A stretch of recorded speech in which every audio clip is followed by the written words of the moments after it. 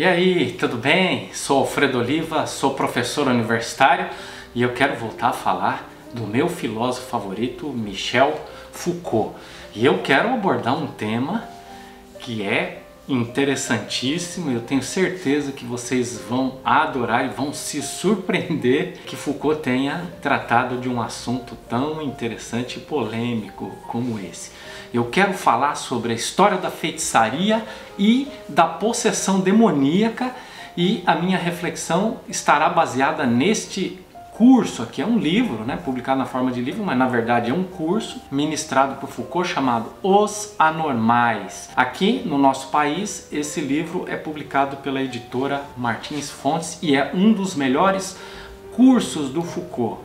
E eu vou explicar por quê. Bom, eu acho que o tema é muito amplo, complexo e interessante, por isso então eu vou ter que tratar em duas partes. Então não perca a sequência desse vídeo, tá bom? Parte 1 hoje e parte 2 nos próximos dias. Não se esqueça de se inscrever, de curtir o vídeo, de compartilhar nas suas redes sociais, de me seguir nas redes sociais e quem sabe, inclusive, deixar aí as suas impressões e sugerir temas. Você se lembra quem é Foucault? Bom, Foucault é um filósofo francês que viveu entre 1926 e morreu em 1984.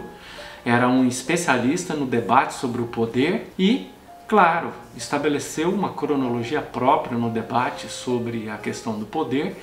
E uma das questões que ele fez foi abordar a questão do poder numa perspectiva genealógica. E quando ele estava fazendo uma genealogia do poder, ele começou a tratar de algumas questões específicas. E a gente vai falar um pouquinho dessas questões. Ele ministrou esse curso, Os Anormais, no ano letivo de 1974-75. Isso aqui diz respeito àquilo que a gente chama de segundo Foucault, aquele que estudava a genealogia do poder. E ele, nesse caso específico, estava fazendo uma genealogia da anormalidade. Ou seja, Foucault parte da ideia de que na atualidade está consolidado, né, a atualidade de Foucault, nos anos 70, estaria consolidado a ideia de que as pessoas estão divididas entre normais e anormais. Então ele vai investigar como é que se constituiu essa ideia de que algumas pessoas devem ser consideradas anormais. Ele começa então a fazer uma genealogia, ou seja, ele começa a fazer digressões cronológicas em direção ao passado para mostrar que a anormalidade é simplesmente uma construção histórica. E o que é que ele encontra? Ele vai encontrar a figura da feiticeira e a figura da possessa, e eu vou explicar exatamente essa história toda aqui. Então, o que acontece nessa reflexão do Foucault? Ele vai entender que o principal critério para estabelecer, para descrever alguém como sendo anormal, está ligado aos primórdios da história da psicologia, da psiquiatria, e tem a ver com o fenômeno da convulsão. Ou seja, um corpo anormal ou uma pessoa anormal é uma pessoa que tem um corpo que entra em convulsão. E quando Foucault começa a estudar a convulsão, no sentido psiquiátrico, né, quer dizer, literalmente como fenômeno físico, o Foucault começa a estudar esse fenômeno também no sentido cultural. Então ele vai dizer que no caso da possessão demoníaca, existe ali um corpo entrando em convulsão. E é sobre isso que a gente vai estudar hoje. Esse curso aqui estabelece uma distinção entre feitiçaria e possessão. E essa é uma distinção bastante importante e que foi extremamente útil para mim quando eu estava fazendo a minha tese de doutorado sobre a questão da possessão, porque o Foucault estabelece parâmetros muito importantes para a gente entender o fenômeno da possessão demoníaca como fenômeno distinto do fenômeno da feitiçaria. Então, vamos caracterizar cada um dos dois. Eu vou seguir algumas citações do Foucault porque elas são interessantíssimas e você vai ficar muito empolgado com as coisas que você vai encontrar nesse curso. Então ele diz assim, ó, a feitiçaria traduziria a luta que a nova vaga de cristianização, inaugurada em fins do século XV e início do século XVI, organizou em torno e contra certo número de formas cultuais que as primeiras e lentíssimas vagas de cristianização da Idade Média haviam deixado, se não totalmente intactas, pelo menos ainda vivazes, e isso desde a antiguidade. A feitiçaria, portanto, está presa no interior do processo de cristianização, mas é um fenômeno que se situa nas fronteiras externas de cristianização. Fenômeno periférico, por conseguinte, mais rural que urbano. Fenômeno também que encontramos nas regiões montanhosas, precisamente onde os grandes focos tradicionais de cristianização, ou seja, desde a Idade Média, as cidades não haviam penetrado. Então vamos lá. Feitiçaria, ele está caracterizando como um problema essencialmente de fronteiras externas do catolicismo romano. Ou seja, o catolicismo romano está em construção desde fim do mundo antigo, ao longo de toda a Idade Média, e o catolicismo então procura se impor sobre a Europa, se impor como fenômeno cultural, se impor como religião. Acontece que o catolicismo não consegue naturalmente se impor completamente sobre todas as regiões. Nessas regiões externas, nesses espaços geográficos ou culturais, onde o catolicismo não consegue se impor, desenvolve-se então o fenômeno da feitiçaria. Ou seja, a feiticeira é aquela mulher, ou aquele homem, mas quase sempre mulher, aquela mulher que resiste ao catolicismo romano, aquela mulher que diz não ao catolicismo romano, né? Ou aquilo que algumas pessoas denominariam de má cristã, ou daquela que simplesmente rejeita o cristianismo. Por outro lado, vamos ver o que ele diz sobre a possessão. Quanto à possessão, se ela também se inscreve nessa cristianização que volta a se ativar a partir do século XVI, seria muito mais efeito interior do que exterior. Seria muito mais o contragolpe de um investimento, não de novas regiões, mas de novos domínios geográficos e sociais, mas de um investimento religioso detalhado do corpo e pelo duplo mecanismo de que eu lhes falava faz pouco, de um discurso exaustivo e de uma autoridade exclusiva.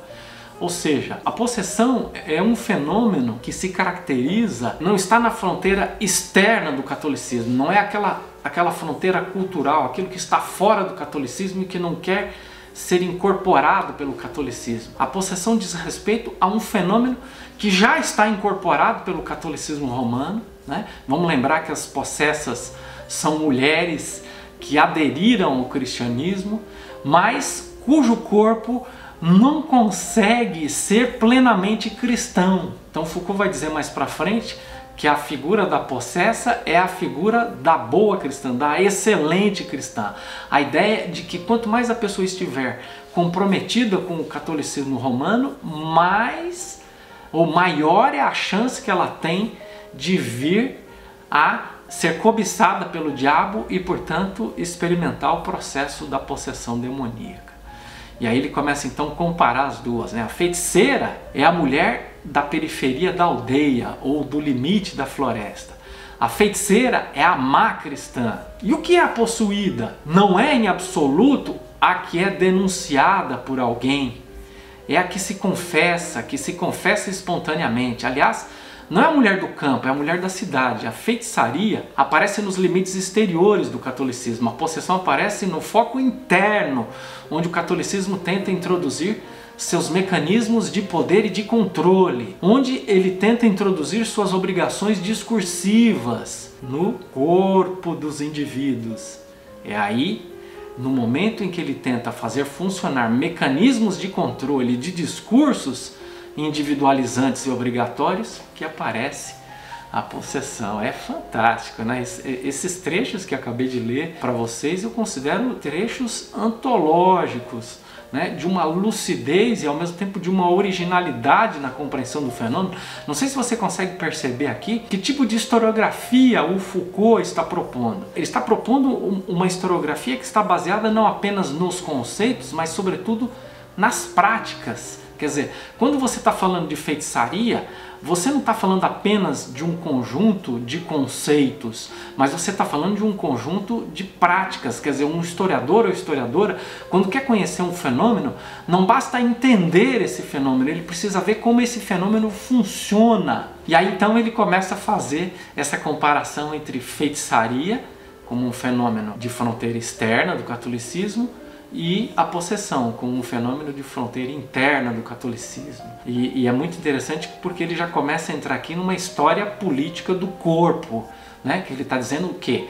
Que esse corpo da boa cristã, da boa católica, da católica piedosa, esse corpo é um corpo que não consegue se inscrever totalmente nas prescrições do catolicismo romano. E esse corpo então resiste. Onde esse corpo resiste é onde atua a possessão demoníaca, e isso para mim é genial. Ainda avançando um pouco mais nessa ideia, o Foucault então vai falar que existe uma diferença entre a relação de pacto, que é a relação que caracteriza a feitiçaria, e a relação de invasão, que caracteriza a possessão. Essa também é uma sacada muito original, muito interessante do Foucault. Mostra que ele tinha uma sensibilidade muito grande, não só para fazer filosofia ou fazer história política, mas ele tinha uma sensibilidade muito grande para fazer historiografia da religião ou das religiões, né? E olha então, eu vou citar o Foucault de novo porque isso aqui é maravilhoso. Ele diz: poderíamos ainda dizer o seguinte: o corpo da feiticeira, nos grandes processos de feitiçaria que a Inquisição instaurou, é um corpo único que está simplesmente a serviço ou, se for o caso, penetrado pelos inúmeros exércitos de Satã, de Asmodeu, Beelzebub, Mefistófeles, etc. Agora, temos com o corpo da possuída outra coisa. O corpo da possuída mesmo é a sede de uma multiplicidade de movimentos, de abalos, de sensações, de temores, de dores e de prazeres. A partir daí vocês podem compreender como e por que desaparece com a possessão um dos elementos que haviam sido fundamentais na feitiçaria, o pacto. Não sei se você atentou para isso, né? Quando estamos falando de feitiçaria, estamos falando de uma relação consensual, certo? O diabo procura a feiticeira, ou a feiticeira procura o diabo, e eles estabelecem um pacto, certo? O diabo diz: olha, me dá a sua alma que eu te dou fama, que eu te dou poder, ou o contrário, a pessoa procura o diabo e diz: olha, eu ofereço a minha alma, mas eu quero ter fama, eu quero ter poder. E eles fazem um pacto, né? Quando vocês assistem, por exemplo, o filme Motoqueiro Fantasma, por exemplo, né? O Motoqueiro Fantasma, Espírito de Vingança, você vê que mesmo acidentalmente ele assina um pacto com o diabo, né? Isso aqui está ligado à história da feitiçaria medieval, de início da modernidade, quando a relação com o universo diabólico é marcado por uma concessão, por um acordo, por um pacto. Quando nós estamos falando de possessão, é um outro tipo de relação. O diabo, ele invade o corpo da pessoa, é uma relação de invasão, não uma relação consentida. E isso é um diferencial, e isso também é um elemento muito importante, porque você imagina que a partir do momento em que o diabo começa a adentrar os corpos sem precisar de autorização dessas pessoas, o diabo pode possuir qualquer um em qualquer lugar, em qualquer circunstância, e isso vai gerar um problema muito sério para o catolicismo romano. E mais para frente a gente vai ver que o catolicismo romano vai ter que dar um jeito nessa história, porque se a pessoa mais cobiçada pelo diabo é a pessoa mais piedosa, então nós estamos aí numa situação de um perigo extremo. Se a gente quiser continuar um pouco ainda a citação do Foucault, ele diz: na possessão, ao contrário, não há pacto selado num ato, mas uma invasão, uma insidiosa e irresistível penetração do diabo no corpo. O vínculo da possuída com o diabo não é da ordem do contrato, esse vínculo é da ordem do habitat, da resistência, da impregnação. O Foucault vai dizer que é o seguinte: o corpo de uma mulher possessa é o corpo de uma mulher que está sendo disputada por duas forças, ela está sendo atravessada por dois discursos. O discurso do catolicismo romano, que diz que esse corpo tem que ser dócil, submisso, piedoso, e o discurso contrário do diabo ou do universo maligno, que diz que esse corpo tem que se dar aos prazeres. E essa pessoa então esse corpo começa a entrar numa luta, e essa disputa faz esse corpo convulsionar, né? E a gente vai poder no próximo vídeo detalhar um pouco mais essa ideia da convulsão, mas isso aqui é uma coisa genial também, né? E ele diz ainda: logo, um sistema de possessão bem diferente, uma iniciação diabólica bem diferente. Não é o ato sexual, não é a grande visão sulfurosa, é a lenda da penetração no corpo. E também o desaparecimento do sistema de troca. Em vez do sistema de troca, temos jogos infinitos de substituição. O corpo do diabo vai substituir o da religiosa, né? Então é interessante porque o que é um corpo religioso? Um corpo religioso é um corpo adestrado, é um corpo conformado, né? Não é só a mente, não é só no universo conceitual que a religião moda as pessoas, mas a religião moda as pessoas inclusive no nível da sua corporalidade. Esse corpo precisa ser conformado a essa religiosidade. Esse corpo precisa deixar de fazer uma série de coisas para se enquadrar no discurso religioso, e ele precisa fazer tantas outras coisas para poder se enquadrar no âmbito do discurso religioso.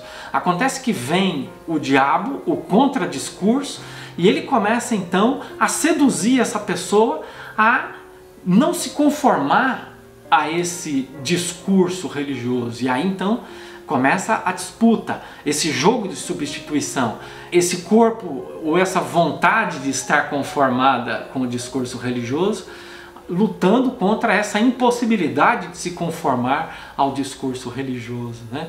E isso é uma coisa, uma sacada, uma percepção fantástica do Foucault, né?